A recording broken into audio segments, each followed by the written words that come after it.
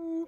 Aujourd'hui, j'aimerais partager avec vous quelques mots au sujet du fait de vouloir s'améliorer pour devenir une meilleure personne. Il n'y a pas longtemps, j'ai échangé quelques mots à ce sujet avec une personne qui me tient énormément à cœur. Et cette personne me disait, oui, dans une relation d'amour, donc une relation amoureuse, en fait, il s'agit juste d'être soi-même et de laisser faire les choses. Et cette personne me disait qu'elle ne comprenait pas pourquoi je voulais m'améliorer pour trouver l'amour. Alors, ça m'a fait cogiter un petit peu parce que je suis tout à fait d'accord avec le fait que c'est très important d'être soi-même et c'est de plus en plus évident pour moi qu'il est très important de laisser faire le plan divin puisque je me rends compte vraiment qu'on n'a aucun contrôle sur rien du tout. Que si on doit vivre quelque chose, on le vivra. Que l'on résiste ou pas, on le vivra. Que l'univers sait mieux que nous ce qui est juste et bon pour nous. De quoi on a besoin pour grandir, en fait. Et il va nous apporter, ou finalement on dit l'univers m'apporte, mais en fait, je vais manifester dans la matière depuis mon raisonnement intérieur, depuis mes pensées, mes croyances, depuis tout ce que j'alimente en moi, consciemment ou non. Je vais manifester à l'extérieur une situation, une personne, une expérience dont j'ai besoin pour grandir, pour guérir, pour m'éveiller, pour gagner en sagesse, etc., etc., et pour toujours gagner en compréhension et avancer, aller de plus en plus vers un amour véritable, un amour inconditionnel, un amour universel, de plus en plus grand, en fait. Donc, je suis tout à fait d'accord avec cette notion-là, vraiment. Et je développe dans une autre vidéo ce que je pense du fait d'être soi-même. Parce que je suis d'accord avec ça, mais encore faut-il savoir qui l'on est, véritablement, pour vraiment appliquer cette formule.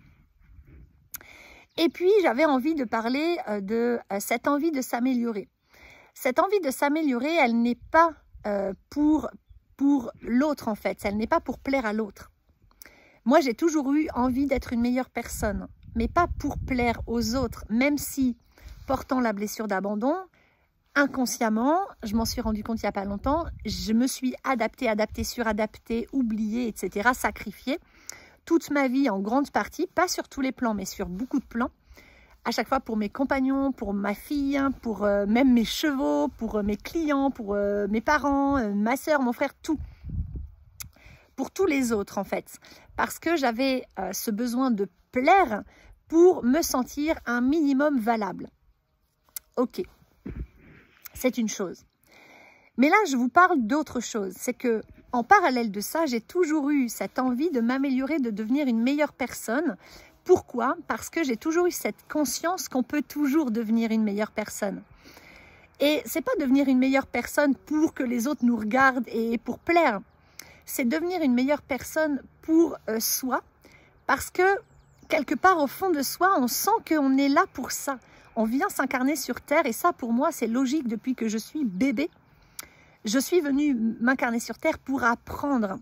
Comme j'ai les intelligences intrapersonnelles, interpersonnelles extrêmement développées depuis toute petite, que la compréhension de soi et la compréhension de l'autre font partie de mes talents naturels parce que ça fait partie de ma mission d'être sur Terre, j'ai toujours trouvé ça extrêmement important de mieux me comprendre, d'apprendre sur mes fonctionnements, sur les fonctionnements des gens, le comportement, la psychologie, l'énergétique, le vibratoire, le spirituel, le dev perso, etc.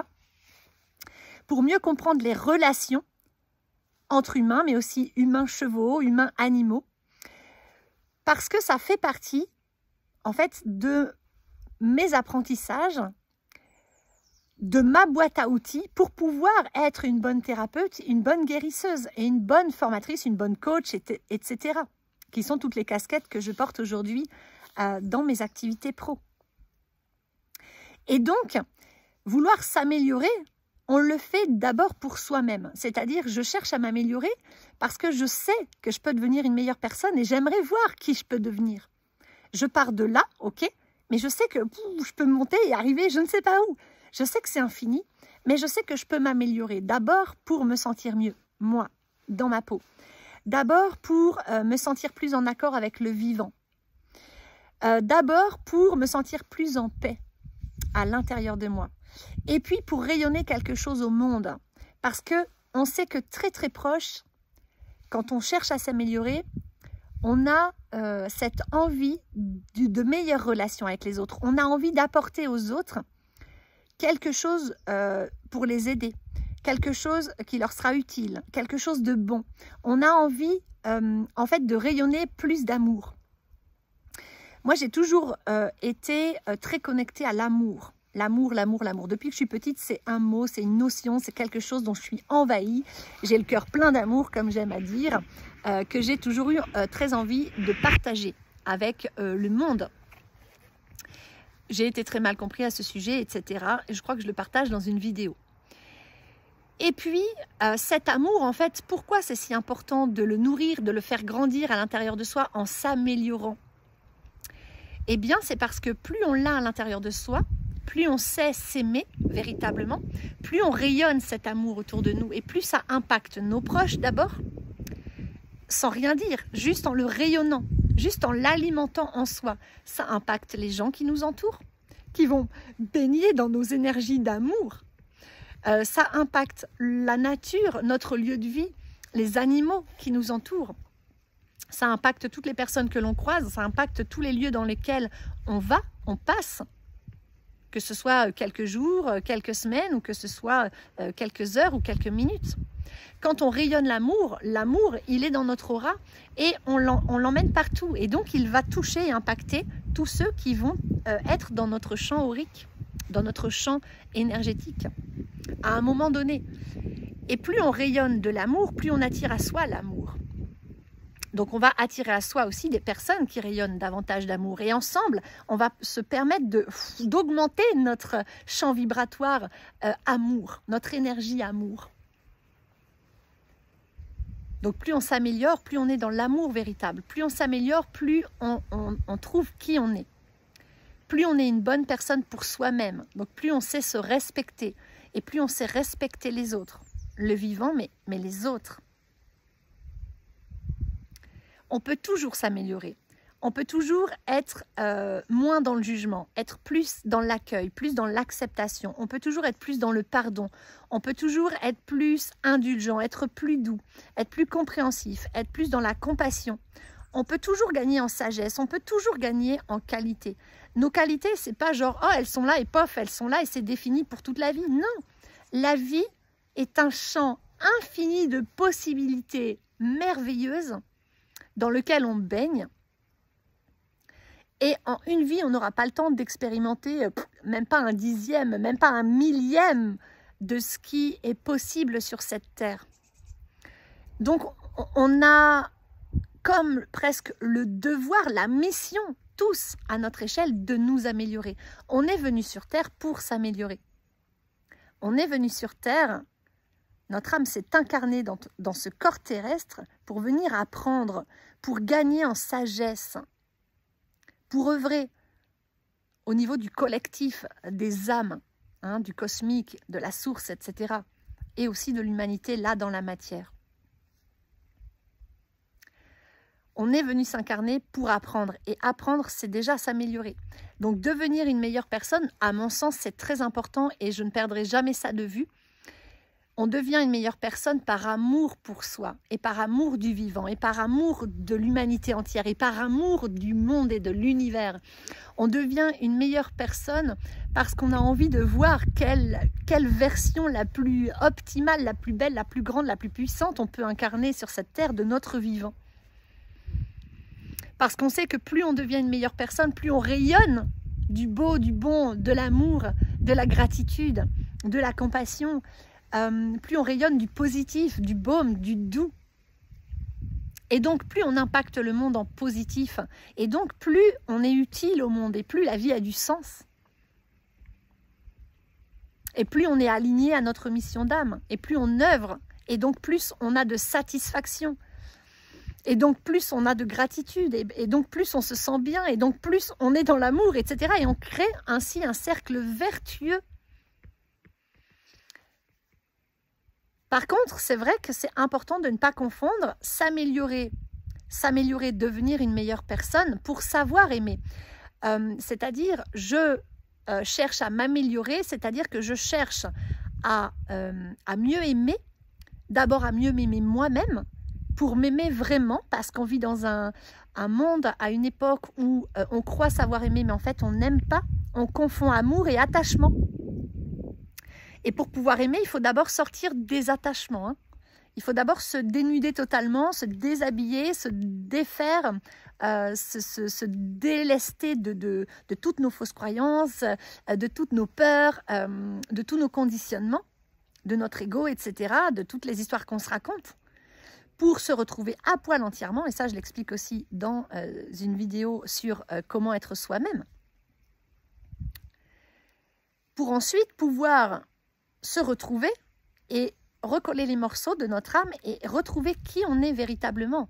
Et quand on fait ce cheminement, alors seulement on peut se connecter à ce qu'est l'amour véritable.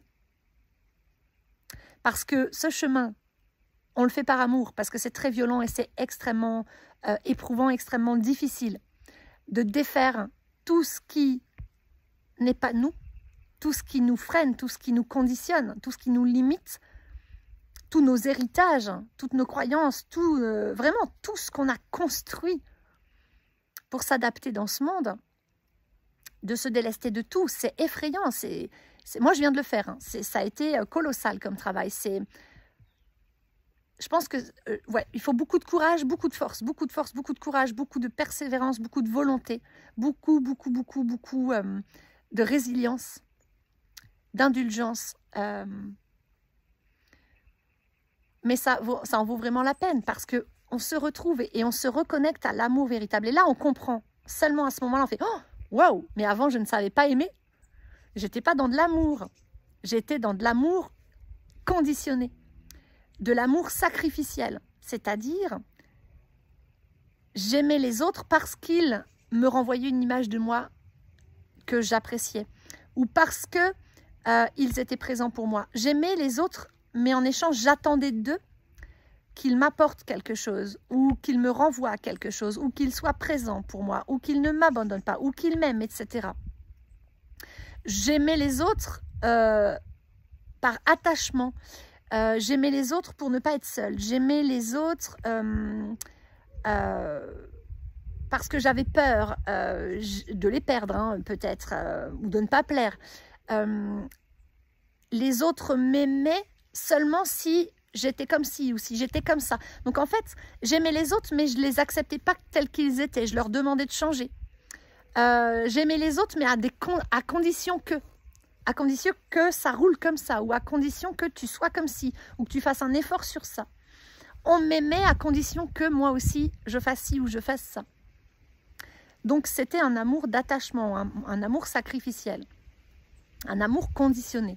Et quand on redevient soi-même, qu'on fait ce chemin pour s'améliorer, qu'on cherche tout le temps à s'améliorer, à un moment donné, on se rend compte de tout ça. Et là, on connecte à l'amour véritable. Et c'est tout autre chose. L'amour ne fait pas souffrir. L'amour ne nous demande pas, l'amour véritable, ne nous demande à aucun moment de se changer, d'être quelqu'un d'autre, de se sacrifier, de s'oublier.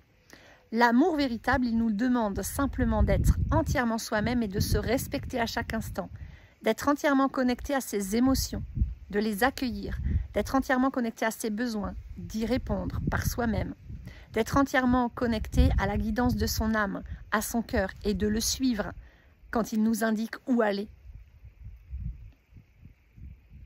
L'amour véritable de soi, c'est ça. Et quand on est dans cet amour véritable, alors seulement à ce moment-là, parce que l'amour véritable, c'est aussi être au centre de sa vie et être la personne la plus importante de sa vie, c'est-à-dire qu'on se fait passer toujours en premier, même avant nos enfants, sur le même plan, ou juste un peu avant, mais en premier. et ce n'est pas de l'égoïsme du tout, hein. J'ai fait une vidéo à ce sujet, c'est vraiment de l'amour véritable. Et donc quand on est dans l'amour véritable, alors on peut aimer les autres, puisqu'on sait se respecter, on sait s'aimer, et on ne peut donner aux autres que ce que l'on maîtrise soi-même, que ce que l'on possède soi-même. Je ne saurais cesser de vous le répéter dans toutes mes vidéos. Et quand on est dans cet amour véritable, on peut encore s'améliorer, puisque on le touche au début, mais on ne le maîtrise pas encore. Il faudra certainement des années avant de vraiment être totalement installé dedans et que ce soit devenu totalement naturel chez soi, d'être cet amour, de l'incarner pleinement. Que ça devienne génétique. Voilà, d'être totalement, tout le temps, en permanence aligné, en harmonie à l'intérieur de soi. Parce que se défaire de conditionnements qui sont là depuis longtemps, oui, ça se fait, en quelques mois on peut les dégommer, ok, mais l'ego, les conditionnements, ils vont avoir tendance à vouloir remonter, revenir un petit peu, prendre leur place, leurs petites habitudes, au fil de certaines expériences que la vie nous envoie pour nous tester peut-être. Et puis voilà, l'idée ça va être d'avoir conscience, de les repérer, de se dire « Hop, attention, toi tu es mon ego, ah, toi tu es ma blessure d'abandon, ah, là c'est ma blessure de trahison qui parle, ah, là c'est la croyance familiale pourrie que je pensais avoir dégagée qui parle, etc. » Et on va en prendre conscience rapidement. Et on va pouvoir automatiquement, très rapidement, en l'espace de quelques secondes, quelques minutes ou au pire quelques heures, ouvrir les yeux et dire « Ouh, non, ça c'est l'ancien moi qui parle. » Non, en fait, je switch ça, j'en prends conscience, je l'accueille, je mets de l'amour, je crée de l'espace autour de ça, de cette part de moi qui s'exprime, je l'écoute un instant et je dis « Ok, mais maintenant je te remise au passé et je me recentre et je me reconnecte à qu'est-ce qui est juste pour moi, qu'est-ce qui est bon pour moi. » Et j'avance vers ça. Voilà, et on peut toujours s'améliorer. À mon sens, on peut toujours s'améliorer. On a toute une vie pour s'améliorer et jusqu'à la dernière seconde de ma vie, de mon existence, je compte bien m'améliorer.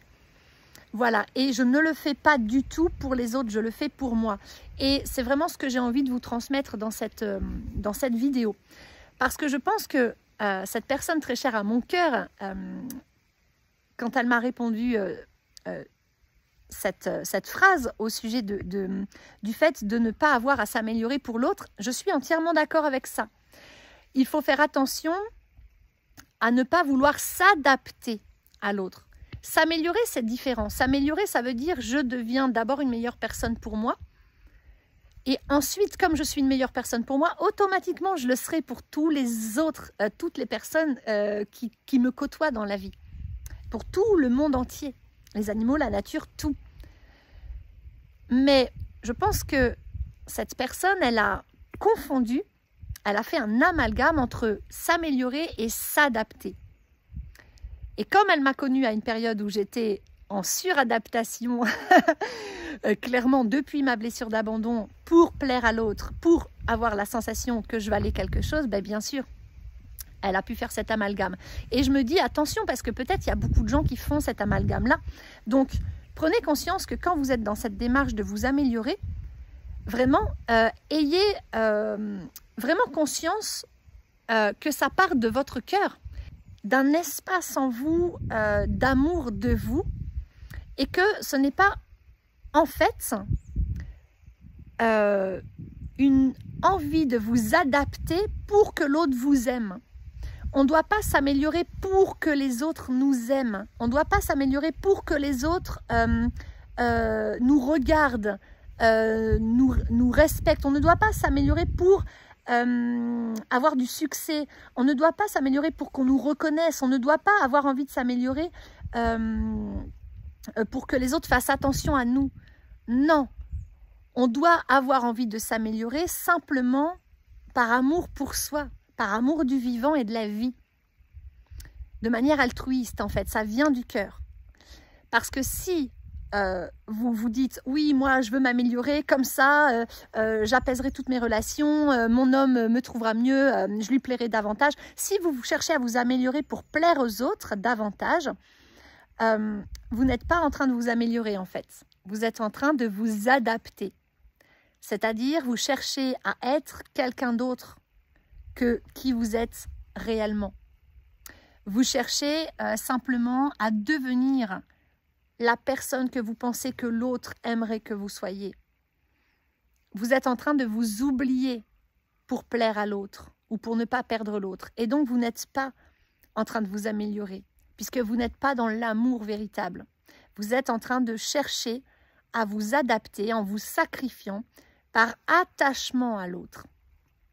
Et si vous le faites, je vous invite à aller observer d'où ça part en vous. Parce que si vous le faites, c'est que vous êtes forcément dans un attachement relationnel de type anxieux ou de type évitant ou de type désorganisé et que vous souffrez forcément soit de la blessure d'abandon, soit de la blessure de rejet.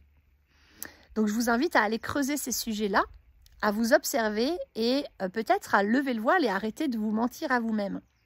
Et si vous souhaitez vraiment vous améliorer, ça doit partir du cœur, ne l'oubliez jamais. Ça doit partir du cœur et ça doit être avant tout pour vous que vous le faites. Pour vous, tout en reliance avec le grand tout auquel vous êtes connecté à chaque instant et dont vous faites partie intégrante. Voilà, donc je pense avoir été assez claire à ce sujet dans cette vidéo. Alors, comme d'habitude, si cette vidéo t'a parlé, n'hésite pas à laisser un petit pouce vers le haut pour m'encourager. Et puis à t'abonner à ma chaîne, laisser un commentaire parce que moi, ça me permet de savoir que mes partages vous plaisent et je le fais vraiment avec grand plaisir. J'adore partager tout ça avec qui en a envie en fait. Voilà, donc je vous souhaite une très belle fin de journée et je vous dis à bientôt. Bye.